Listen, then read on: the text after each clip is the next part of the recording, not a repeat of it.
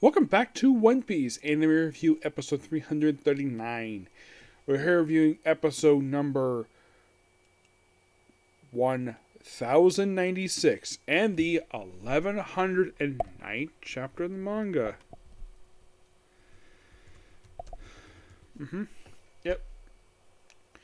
So, this episode is called A Forbidden Piece of History, a theory concerning a kingdom.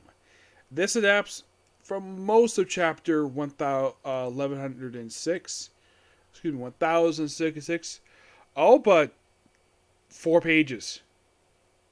Actually, more like 5. Yeah, it adapts almost the entire thing, which is surprising. It's a 17 chapter thing. They adapt pages 2 through 9 and 15 to 17. Most of this episode is from pages 2 through 9. And then, like, the rest of the episode, the last, like, couple minutes is from the ending of the chapter. So, we pick up left off last time where Shiki the Good is telling everybody about he mentioned about stuff Rob already knows about. The missing country. And he also feels, a flashback of kind of what happened during, that was explained the flashback of the very popular Enies Lobby arc, where Robin's homeland, her homeland was destroyed, Odoha, for daring to research the the Void Century. Yes, because they dare research it due to the idiotic 5 elder idiots. So they killed Professor Clover, and it's revealed also in this episode that Professor Clover and Dr. Vegapunk were actually friends. I'm like, that's interesting. I never thought that. They're scientists, though he's an archaeologist.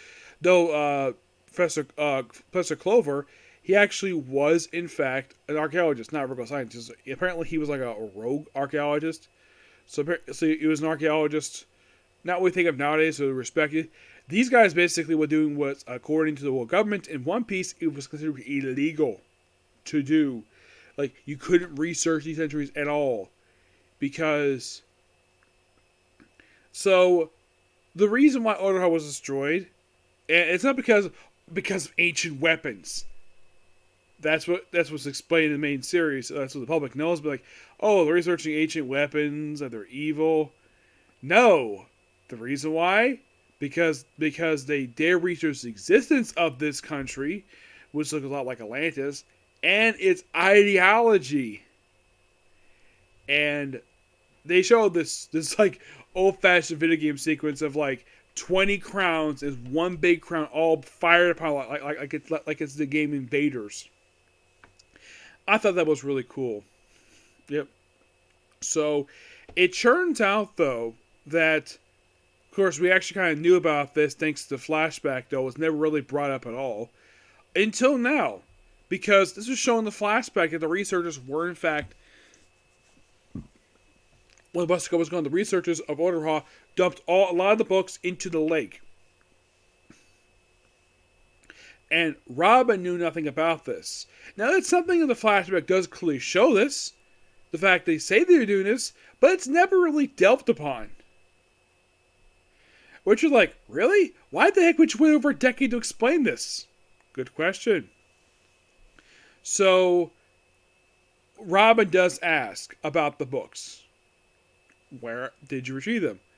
Well, no, we didn't. They were retrieved by the giants. Yep, the giants retrieved them. Because he was about to. And that's where we see Dragon this flashback. And we can tell it's Dragon, Luffy's father. And that's it for that portion. Like, great explanation. I love it. And then we cut to Luffy, Bonnie, Chopper, and Jinbei trying to activate this robot. They look around inside. They do a docking thing. Something that was set up in Thriller Bark, which was funny right back here. Look inside, can't find an off switch. And then, like, poop! Somebody just pops up basically in front of the thing like, Quasar! Someone Quasar help me! And it turns out this is actually Vegapunk! The legit Vegapunk! The character who's been mentioned a lot throughout this whole series, and we finally see him. It took almost 20 years after he was first mentioned to have a physical appearance. And you're like, really? Yes, really. Because here's the thing. He was first mentioned back in chapter, well, it's in Shadow, in chapter 684, which that came out in 2012. That was the first time in Shadow in the manga. In the anime, it was during, I think this was during Punk Hazard. I think they referenced Punk Hazard. So, I thought that was quite cool. Mm-hmm.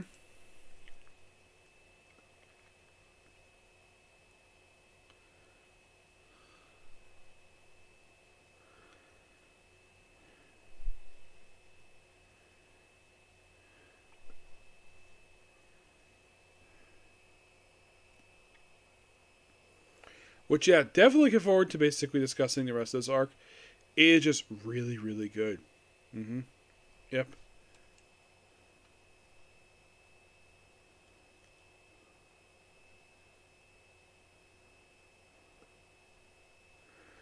And I'm definitely looking forward to the rest of this arc. And oh, by the way, they had this little like Robin. I want to know. It's the tell me, Robin Chopper. I want to love you, fool.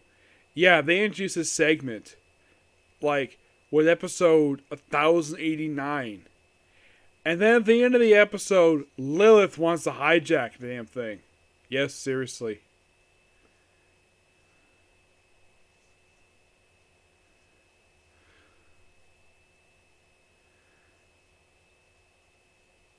But here's the thing: the X feature characters were X featured in the episodes. At least Sabo, which was interesting. So it's like in 8 episodes. Like the first one was Sabo, then the second was Bonnie. Though they don't go full in the backstory just yet. There's also Vegapunk, Lucci, Kuma, Pudding, Jinbei. Now, of all these people, Robin has met all these people except for Pudding. She's never met Pudding. Nope, never met Pudding. Though this episode does feature the first appearance, though. Also, she never met Vegapunk, but I thought it was really cool the fact Lilith wants to hijack act as a host, which I thought would be quite interesting. Yeah. But this episode, like I mentioned, really, really good. Mm-hmm. So, yeah. Next up is the, well, new chapter of the manga, Interception. We start the limited cover series number 26, Otohoma Strikes, Ogashima. Yeah, where Kaido's former island says it strikes. Like, are we revealing something was hidden on the island itself? Interesting. I'm looking forward to see exactly what's going on with this one. So, yeah, so then we kind of reveal, like, what the message was. Like, come on, Scylla. You can't sit out of nowhere. She can show the audience new inquiry. Here it is. So this message. Like, and they try to block it, but it's impossible. They try, like, even the 5 older idiot tried to, but nope. Like, all their attempts to jam it basically is being jammed. Hear the world? Yeah, and of course the elder idiots basically think it's been stopped, but they can't. It's impossible. Oh, it was a coffee. Here's wild. It's a message to the world. Bring a transparent snail. Set up the big screen. Yeah, and then we see. And we cut to Dressrosa, where we see Rebecca, her father, and, well, Leo. Yeah, and then we see Luffy's village. Windmill Village, sees Mayor. And then we see, for the first time in a long time, Iceberg. Yes. And we see his new secretary, Alice. Now, Iceberg, this is probably the first time in a long time he's been seeing this series. I don't know if he's still the mayor of Water 7. So, yeah, and of course, Morgan's basically sees this too. And Vivi wants about this too. Like, okay, so if she's here, where's Whirlpool? So, what is the message?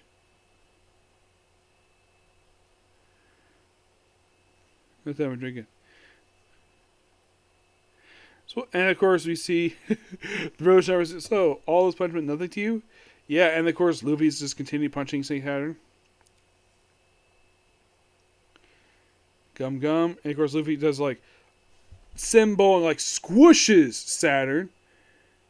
And he flattens him. Look like, yeah, he flattens him, like bounce back. Continue fighting for quite a while. So, what exactly are you going to say? And then, like, this weird black gut pops up out of nowhere. Oh, it's Black Lightning. So what exactly is the message? Don't know.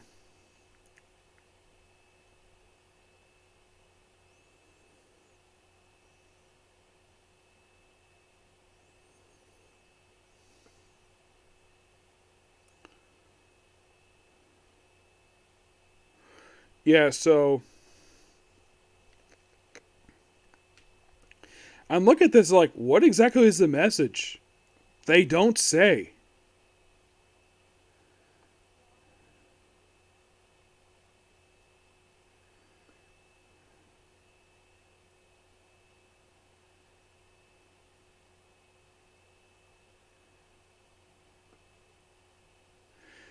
Yeah, so we don't hear the messages except the whole world's reacting to it. But yeah, we see that AK has been devastated because they unleashed Black Lightning. Interesting. Yeah, great chapter. Give this one a 10 out of 10. Okay, so that's a particular view. Next up, a Comic Corner. Please be sure to like, comment, subscribe, turn notifications, and do not hit the dislike button. Okay, next view. Bye.